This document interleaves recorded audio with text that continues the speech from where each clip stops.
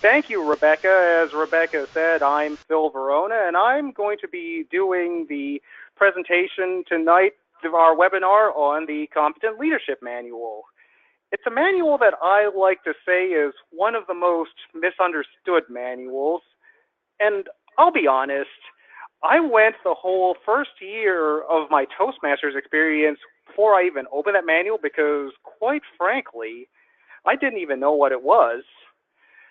And additionally, my original club back in Atlanta, good club, but they were relatively new, still trying to figure things out, and nobody really stressed it. So that's why I went the whole 8 months without even knowing what that manual was. It wasn't until I got to GSU and saw a lot of people working through the manual, that's when I realized that that's something that I should be working to. So that's why it took me so long to realize what it was.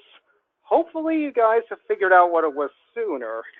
And the purpose here is to just demystify a lot of this manual, tell you what's in it, and also just some ways to tackle it effectively. Before we go on, I'll tell you a little bit about myself once my computer decides to advance a slide. Okay.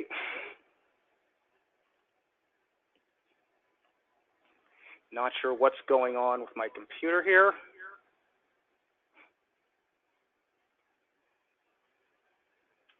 Oh, here we go. All right. Back to regularly scheduled programming. Just to tell you a little bit more about myself as the presenter, I have been a member of Toastmaster for 11 years. And in fact, last month was my 11-year anniversary in Toastmasters. Yay me. I am also a distinguished Toastmaster, which means I've reached the highest level of the Toastmasters educational program. And since I did it several years ago, so that tells you I've worked the CL manual at least once. I am currently a member of 2 clubs in the Baton Rouge area. GSU Baton Rouge is my home club. And I'm also a member of Rabble Rousers, which is the advanced club in Baton Rouge. I've also served several district roles, and the highlight is serving as district governor for the 2014 and 2015 Toastmasters year. Now, a little bit of trivia is that the year after my district governor year, the whole district leader titles were changed, which means I am officially the last ever District 68 governor. If you ever get that in a trivia contest, you know the answer. Now the people who hold what used to be a district governor position is the district director. And I currently reside in Baton Rouge, and I'm always open if your club would like some additional training on pretty much anything Toastmasters related, and you would like me to come over, I'm open to it. Now, granted, this is not an exclusive invitation to Baton Rouge. If you're from outside the Baton Rouge area, but you think it would be good for me to come over, just let me know. Also, you'd have to give me advance notice, but I can make it work. So now, going over what we are going to cover tonight, the first section is going to be just a general look at the content of the CL manual. It's going to be mostly from a high level. I'm not going to read every single project because, quite frankly, that will be boring. So it's mostly going to be a high-level look at what's in the CL manual. And I'll be spending most of my time on the second 2 bullet points. I'll be going through some strategies and best practices for using the CL manual. And then also just go over some examples of projects that could count for a CL manual. Now, if at any point in the webinar you have a question on something, feel free to use your chat box or let Rebecca know, and hopefully she'll alert me and I can slow down and go back over something. So now, taking an overall look at the CL manual, several years ago, past District Governor Jeff Harris told me that the CL manual is probably the most under-submitted manual in Toastmasters. And if you saw the Toastmaster magazine this past week, we now have some raw data to prove that. Because there was a section in Toastmasters magazine that went through all the award submissions for the past year, and the numbers of CCs versus CLs was pretty staggering. There were over 30,000 CCs submitted, whereas for the CLs, the number was just under 19,000, which is pretty close to a 60% increase in CCs versus CLs. And to me, that's a pretty significant difference. Shows that it really does show that the CL manual doesn't get submitted nearly as much as the CC manual, and I have a few possible theories on why that could be the case. For one thing, the CL manual doesn't exactly have a linear path. For instance, the CC manual, it's pretty straightforward. You go ahead, you get the manual, and you have 10 projects you basically go straight through. And pretty much just follow the directions, go to the next project. Well, the CL manual is not like that, because if you go ahead and go straight through, you're going to be doing a lot more work than you need.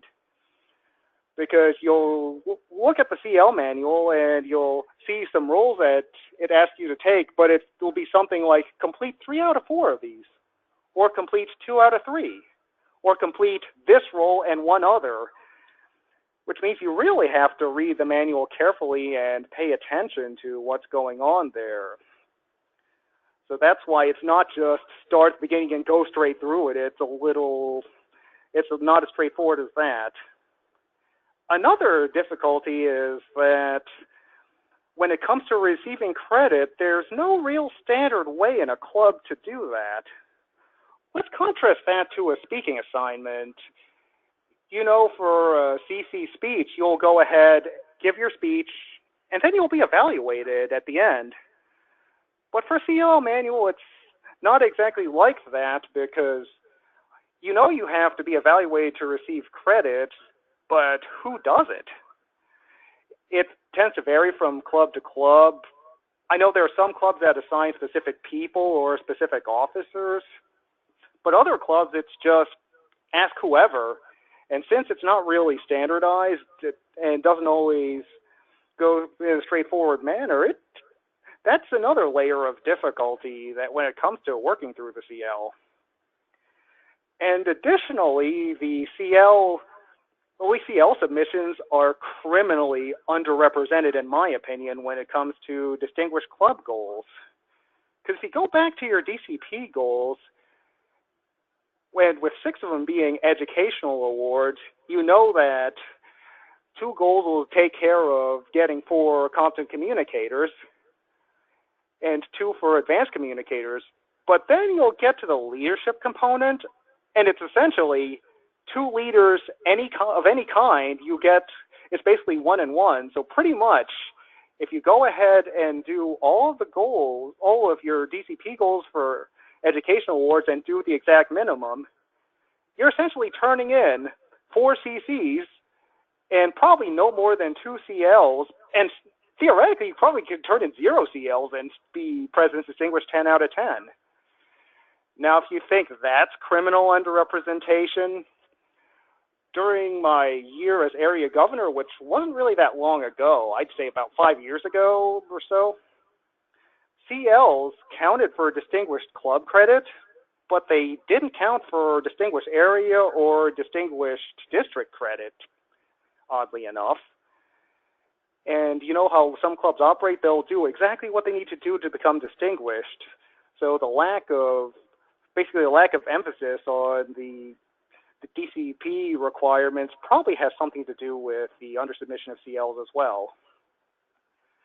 Now, these are all difficult challenges when it comes to completing the CL manual, but there are actually benefits to completing it. And when you take a deeper look at the CL manual, you'll find it's a lot easier to complete than it may look. For one thing, if you take a look at all of the CL manual projects, you can complete up to 70% of the CL manual just by taking meeting roles alone. Now, for those of you who don't know, I'm a chemical engineer by profession, and you throw that number at me, I pay attention. So basically, you just go ahead, take a meeting roll, and you could get as much as 70% of that manual done. And furthermore, I did mention that the nonlinearity of the manual can be a bit of a challenge, but at the same time, it could also be a benefit because you have flexibility in the path you take to complete your manual. There are some things in the manual that everybody has to do, but there are others where you can choose your project. And that way, you can tailor the requirement to either your strengths or what you're planning to work on. And there are all these 10 competencies in the CL manual, but you don't have to go it alone because at the beginning of each project, you have the suggested things to watch for. And additionally, people realize that the CL manual is a bit trickier to handle, so there are a lot of guidelines out there to help you complete them, and even one that comes in the CL manual itself, which we will get to a bit later this evening. Now, one thing that is important to know, and there are sometimes beginning members get confused about this, but sometimes the question is asked, are you allowed to work the CC, the Competent Communicator, and the Competent Leadership manuals at the same time?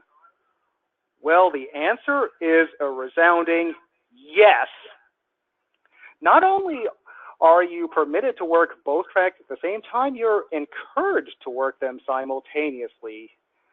So that's something to keep in mind, and that's why a lot of clubs recommend that you take your Competent Communicator and Competent Leadership manuals at every single meeting so you have the potential to get projects done in both manuals. So now that we've taken a high-level look at what's in the CL manual, let's take a closer look at the projects. Now, like the CC manual, there are 10 projects, and I have them listed in the order they're presented. And then you'll see that and I do find it very telling that the first project is listening, because one of the key parts of being an effective leader is being able to listen. And in fact, as you go through, if you just look down the list of projects, you'll see many of these other projects too. Listening is a foundation of them. And you'll see other projects like critical thinking and giving feedback, all the way down to team building at the end. These are 10 basic skills that an effective leader will have to demonstrate. And the CL manual will take you through each of these 10 different skills with various roles and other projects. So those are the 10 things that you will be looking at, and throughout the webinar, I'll be drawing attention to some of these. Now, I mentioned earlier that sometimes it can be a bit of a maze when it comes to working the projects. Thankfully, there is a resource in the manual, in the CL manual itself, that can help you work through these projects. If you look at the very back of this manual, you will see what is known as a project completion record. Yeah, you can tell by the branding at the corner that this is from an older edition of the CL manual, but I did check it against the one I'm working through now, and the projects are basically the same. And even then, the purpose here is just to show you just the tool that you have available to you when it comes to working through the CL manual. The nice thing about the project completion record is it lists each project. It tells you what roles will qualify, and then you'll see right next to the roles, it'll tell you what exactly you need to do. For instance, under project number 1, it says complete 3 out of 4 of these roles. So that way you'll know, okay, go ahead, let me, if I want to do project number 1, let me go ahead and make sure I'm signed up for 3 of these roles. And right next to each role, there's a date that you're to fill out when you complete them. So that way you can keep track about what you do. And something I like to do is once I've completed each project, I like to put a big check mark to the left of a project, so that way I know, okay, I've done it, don't pass go, go to the next project. So this project completion record is your friend. It's found at the back of each CL manual, and a bit later in the webinar, I'll go refer to this when it comes to working through.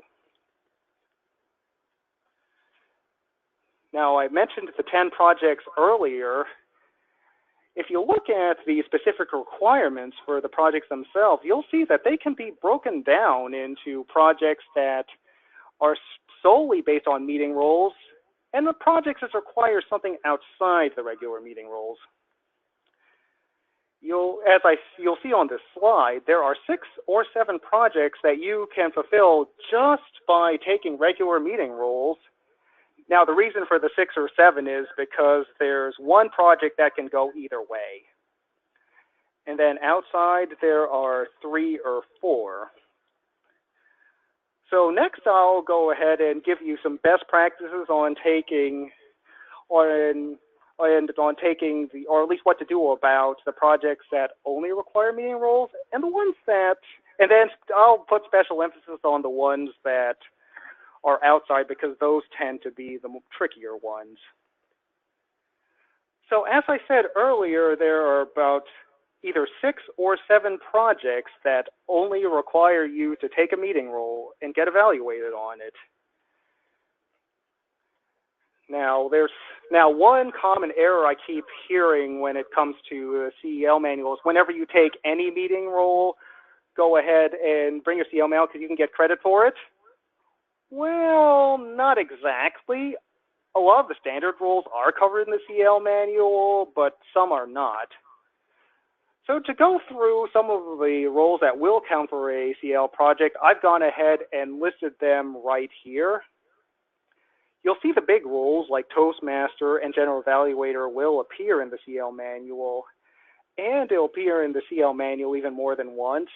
Other key roles like Speech Evaluator, Table Topics Master, Grammarian, those are in there as well, and along with some smaller roles such as Counter. But you could also receive CEL credit for befriending a guest and answering table topics questions. And I even saw 2 instances where being a speaker can give you credit for a CEL role. Now, if you're thinking of doing 2 things at once and try to use speaker to get CC and CL credit, not so fast, 1 manual at a time. But those are the roles that will appear under one of the either 6 or 7 projects that require meeting roles. Now, I mentioned that there are some meeting roles that aren't in the CEL manual. Now, most of these roles are add-on roles that clubs would like to do. And just to emphasize that your club is allowed to add a role if they think it's necessary or if they think it'll help the members, but they don't have to. These are just a list of some roles I've seen clubs do that wouldn't qualify for a CEL project. And just to explain what they are, for instance, humorist is basically, my GSU used to say it is basically just tell a joke before the meeting. The Quizmaster role is a role I've seen the Downtown Club do, and some other clubs in Baton Rouge that are mentored by members of Downtown also do this role. It's basically where somebody asks questions about things that were said at the meeting. Like, for instance, if someone was Quizmaster for this, they might ask, where does Phil live, for instance? So that's another example of role that doesn't appear in the CEL manual. The round-robin evaluator is basically something that's only done in advanced clubs here. It's where a speech is given, a main evaluator goes, and then anyone else in the club can give a 1 to 2 minute evaluation. Scripture Master, that's a role you're pretty much only going to see in faith-based clubs, but my original club back in Atlanta had that. Tip Master is a role GSU used to have. It's basically any short speaking tip. And then Word Master, there are some clubs that break out the Word Master role from Grammarian, because you'll see that the Grammarian role is included in the CEL manual, but if your club breaks out Word Master separately, that role by itself is not included. So as I said, those roles above technically don't qualify for CL credit, but they can provide speaking opportunities, and if your club thinks it can benefit from one of those roles, by all means add them, but just keep in mind you won't get CL credit for them. Now, here comes the all-important question. I've taken a meeting role, and it counts for the CL. Now, how do I get credit? Glad you asked. Well, first, let's go back to the project completion record that I talked about. In fact, let me see if I can scroll back there. So basically, this project completion role I showed you earlier, the first thing you would do is go ahead, find the role, and find what project it's under. So let's say you're serving as aux counter. Conveniently, that's the first role listed under project number 1. So you go to project number 1. So as I said, use the checklist and find the meeting role. And then what you would do is read the introductory material, which means you'll go all the way to project number 1 and read what the manual has to say about the particular project, which is about listening. Most of the projects have some useful tips and also a good self-check to see where you are in that area. At least that gives you some pointers of things that can help you for doing the role. The next thing I think is very important is also to read the evaluation criteria. That tells you specifically what you're going to be, what the person who will evaluate you, what they'll be watching for. So it gives you an idea of some things that you want to be doing in that particular meeting role.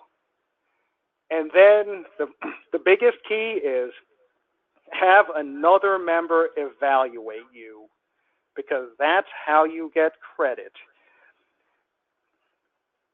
In fact, in a way, it's like a speech. You need someone to evaluate you to get credit for a speech. Likewise, someone needs to evaluate you to get credit for a CL meeting role. Now, what are some best practices, especially when it comes to getting that all-important evaluation? First, I would make sure I would hand my CL manual to whoever's evaluating you. Just hand it to them before you serve in your meeting role. I say this because if you do that, you will get a much better evaluation, because your evaluator will be paying attention to you right from the start, and they will be focused on you so they can give you the best feedback possible. In fact, something that has tended to happen quite a lot in my home club is someone will try to hand me their CL manual after they've held a meeting role. Once you start doing that, you're starting to rely on your evaluator's memory. Thankfully, I think my memory's pretty good, but do you really want to rely on that? So that's why it's really better to make sure you hand your CL manual before you serve the meeting role. I know of some clubs that actually assign CL evaluators. I've heard of one that has one person evaluate all of the CL projects for that meeting. Another club says give it to a certain officer and they'll do all the evaluations. And I know what my home club, and I suspect what a lot of the clubs do, it's really the response. For my home club, it's a responsibility of the person who wants a CL credit to just find somebody to evaluate them. But in reality, anybody who is a dues-paying member can evaluate you for a CL project. And something I've even done is when I'm looking to get CL credit, the first thing I'll look for is someone who doesn't have a major role, especially if it's someone whom I know hasn't evaluated the CL project before. I'll try to seek them out and reach out to them. I had more than one tell me they appreciated me giving them the opportunity. So that could be something if your club's like GSU and it's just a free-for-all with evaluations. I would recommend finding out someone who generally isn't asked to do a CL evaluation and ask them to evaluate you. Helps get them more engaged.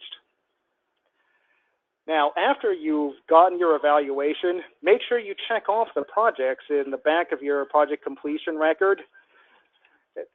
And I try to make them big checks. That way I will know that I've done them.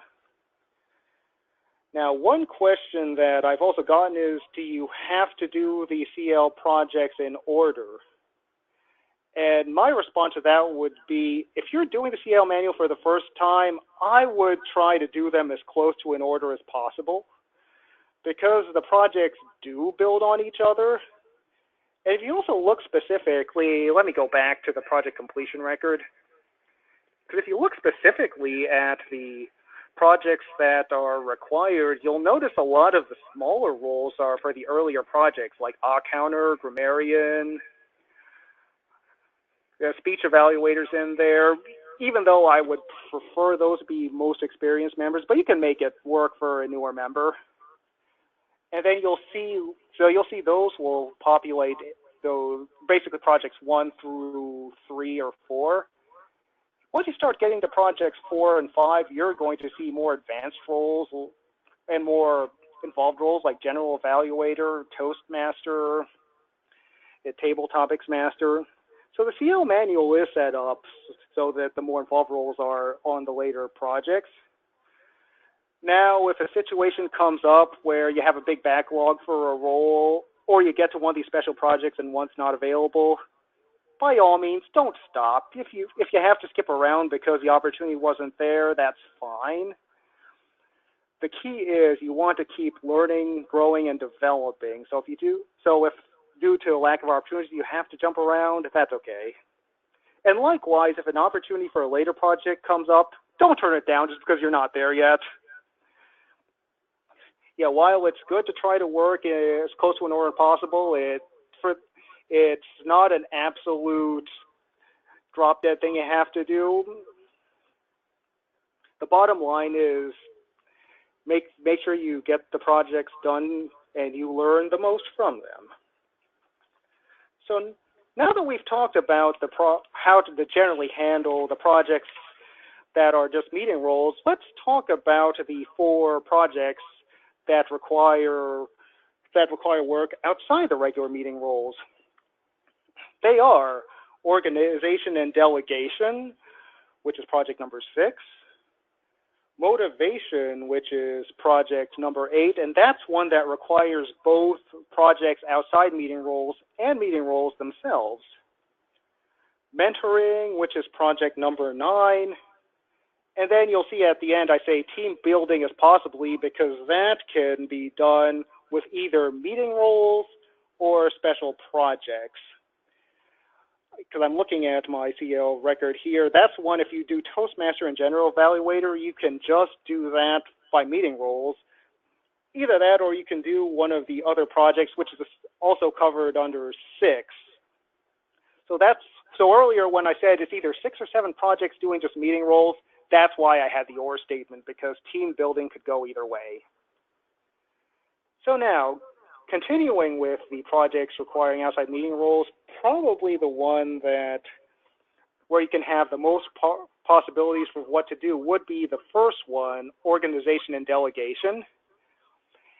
And also, these same projects that can give you credit for organization and delegation, if you do 2 of them in a short period of time, the second one could also count for team building. So just going through the 6 projects, they are organizing a club speech contest.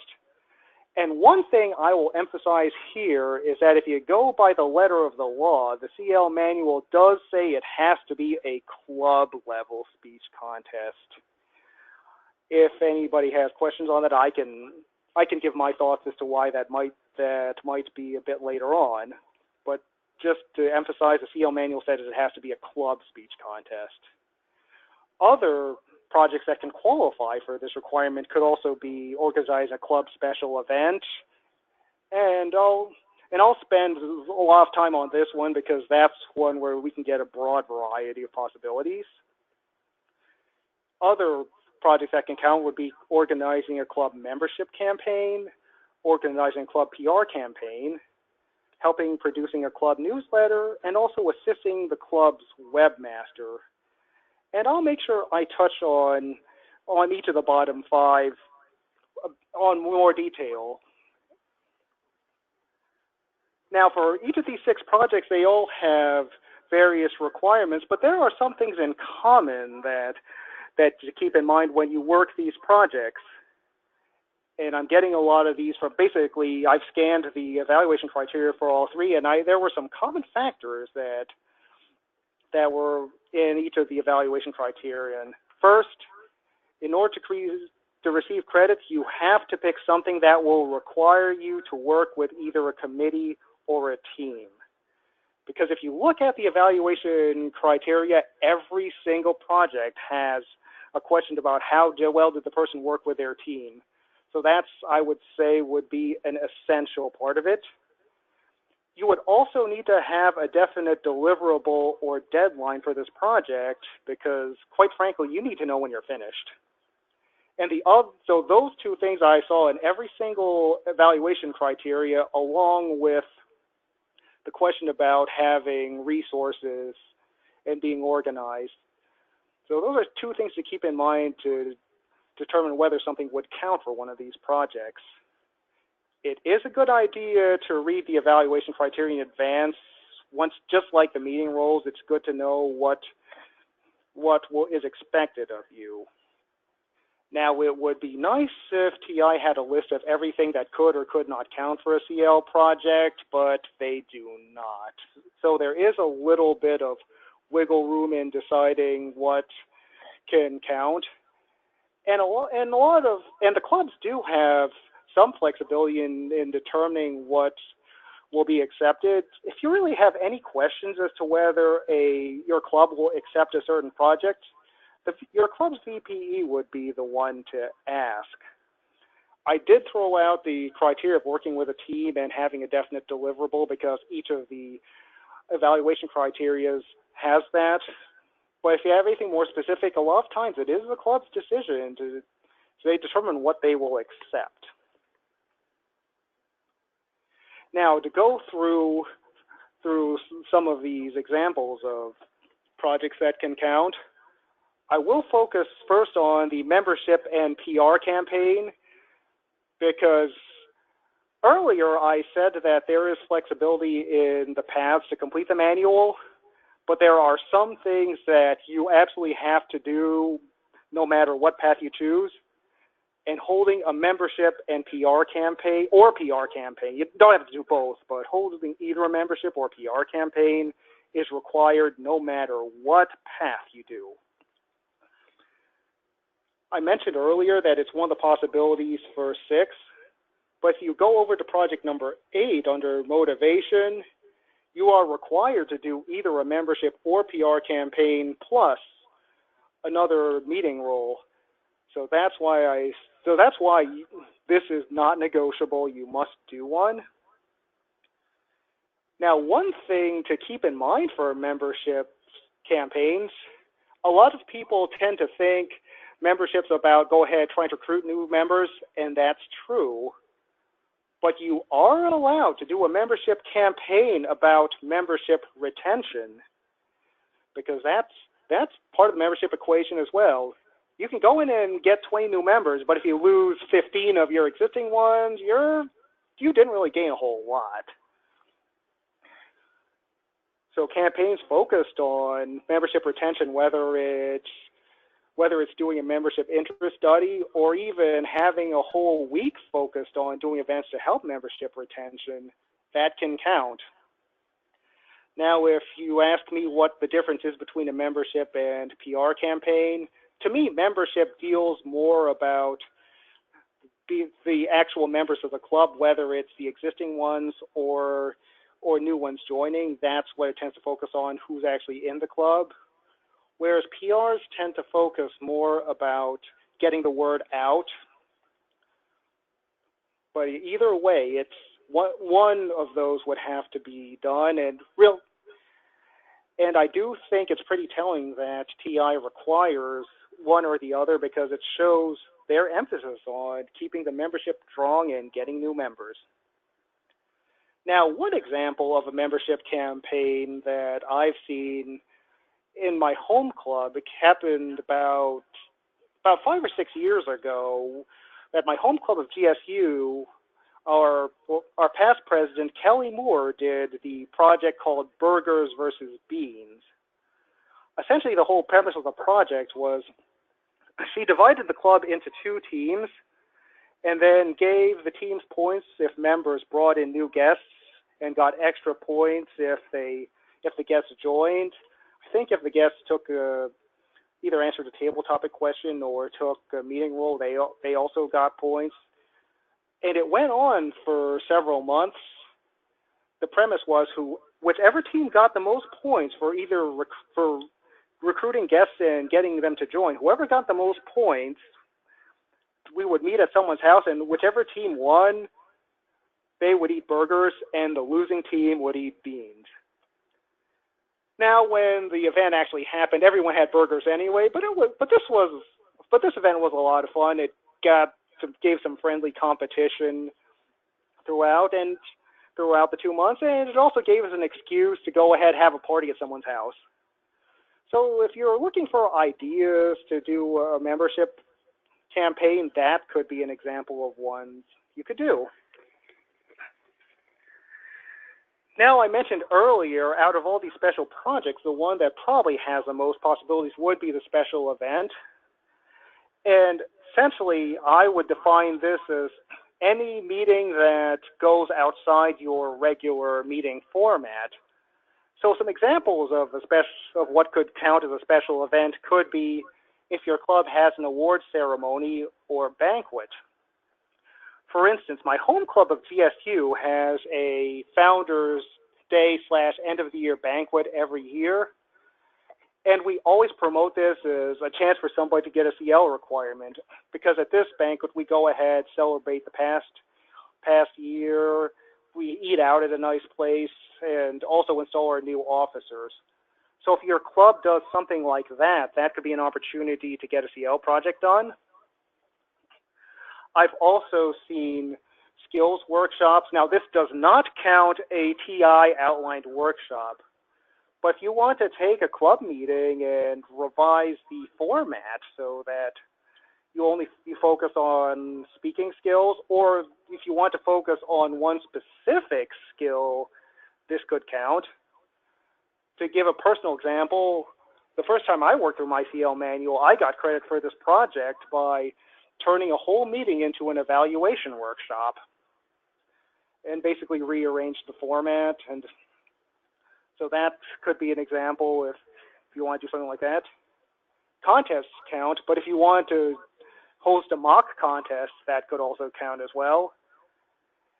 And I put out-of-the-box meetings, which means if you have a certain meeting where you basically rearrange your whole meeting format, that could count because you're sitting here planning, making sure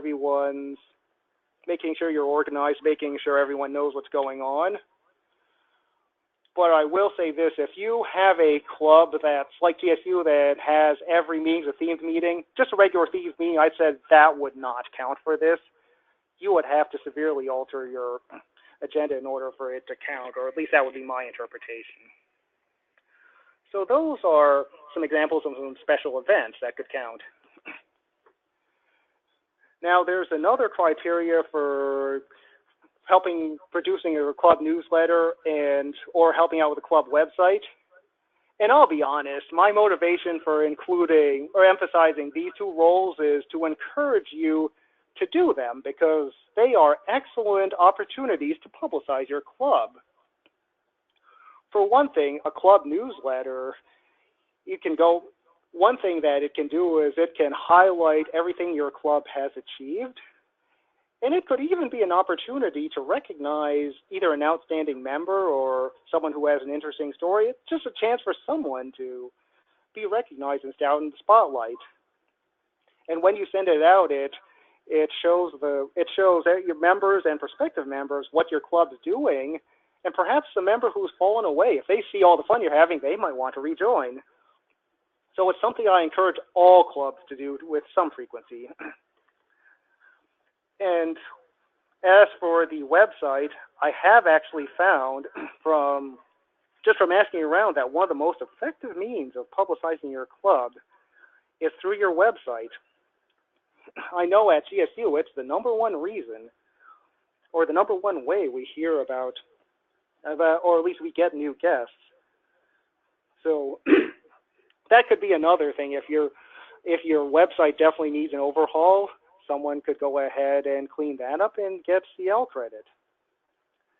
So certainly, if not only can someone get CL credit, these are two things that I should recommend that your clubs to do anyway on a regular basis. So please consider doing so. The other CL project that requires work outside the meeting would be the mentoring, which is project number 9. And you have 3 options for that. Now, most people would think of mentoring new members, and for that, you get credit after they've done their first 3 speeches. However, every once in a while, you might have an experienced member who may have a need somewhere. So you can get credit for mentoring an experienced member as long as you mentor them through any 3 projects. The CL manual does specify that they have to be 3 projects. You can also get CL credit if you are on a steering committee for a high-performance leadership project. Now, essentially, the high-performance leadership project is a long-term leadership project that usually is of duration several months. It's a requirement to get the Advanced Leader Silver. So if you're going for your DTM, it's something that you'll definitely need to do in order to get it. And if you serve on, if you serve on the steering committee, because really any member can serve on a steering committee, you can get CL credit. Which means if you're in a group of people where a bunch of you are earning the HPL at once, like the first time I did the HPL project, theoretically all of us could have gotten CL credit as well because we were on steering committees for each other. So those are the ways you can get the mentoring credit. So as I've covered over the last 45 minutes or so, there are many valuable skills that are practiced in the CL manual, anywhere from the basic ones of listening and critical thinking to more involved skills of team building and motivation. And these are skills that is valuable to have in order to be an effective leader. Now, the CL manual is not a linear manual, but there are guidelines available to help you manage it.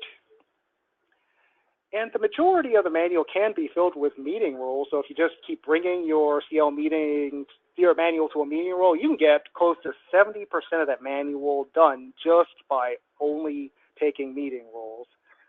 So those are some of the benefits to actually going through the CL manual and getting it done.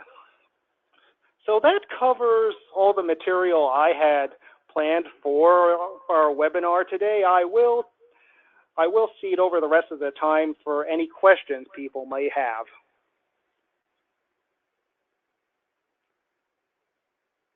So do we have questions? I've unmuted everybody. If you self-muted yourself on the web, go ahead and unmute if you have any questions, or you can always use the chat feature too. Does anybody have any questions for Phil about the CL manual, or how to complete it, or about any of his ideas on how to get credit? Phil, this is Vanessa Randall. I have a question about the HPL. Oh, yeah. The high performance leadership.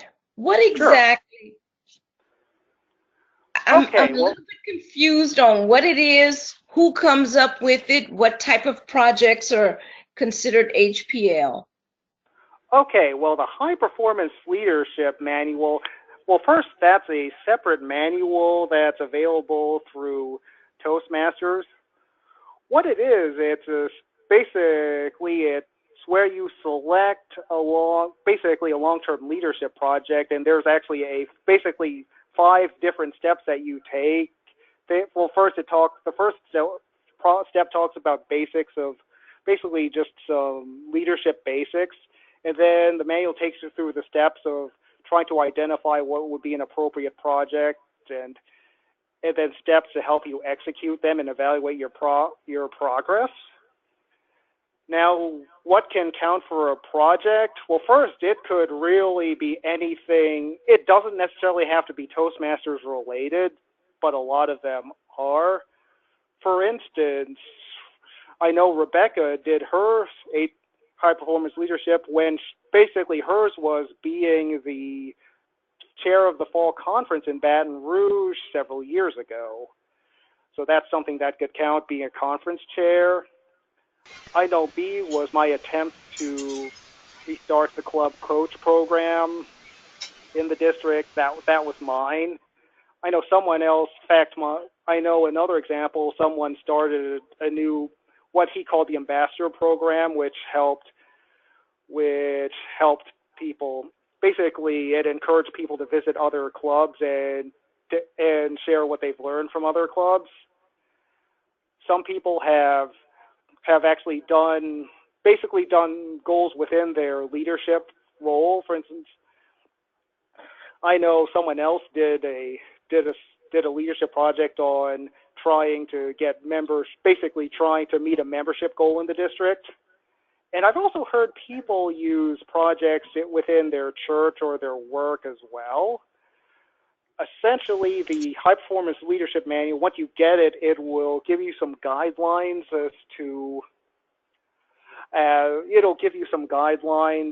as to what would be appropriate projects, and from there you can brainstorm ideas for that. So as I said, you said it's a book that you can get. Is it something we order from Toastmasters? Correct. Okay. Thank you. That's what it is.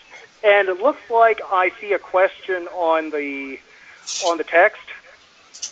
Okay, it looks like I see a question. If you volunteer as a judge at the division contest, what project number can you receive credit for? This is from Laversa Wilt. Unfortunately, that is not covered in the CL manual. That is a good question, because I have actually heard that is actually a common myth going around, that if you judge a contest, it can count for a CL project, and really that is not covered. But I would still encourage you to go ahead, if you are eligible to judge a division contest. Speaking on behalf of the contest chairs, please do anyway, because the chairs really do need judges, and having been a past equivalent to program quality director before, requirements for judges really ramp up once you get to the division level. So please, Laversa, if you can judge anyway, please do it. But unfortunately, you can't get CL credit for it. Good question, though. All right. Does anybody else have any questions?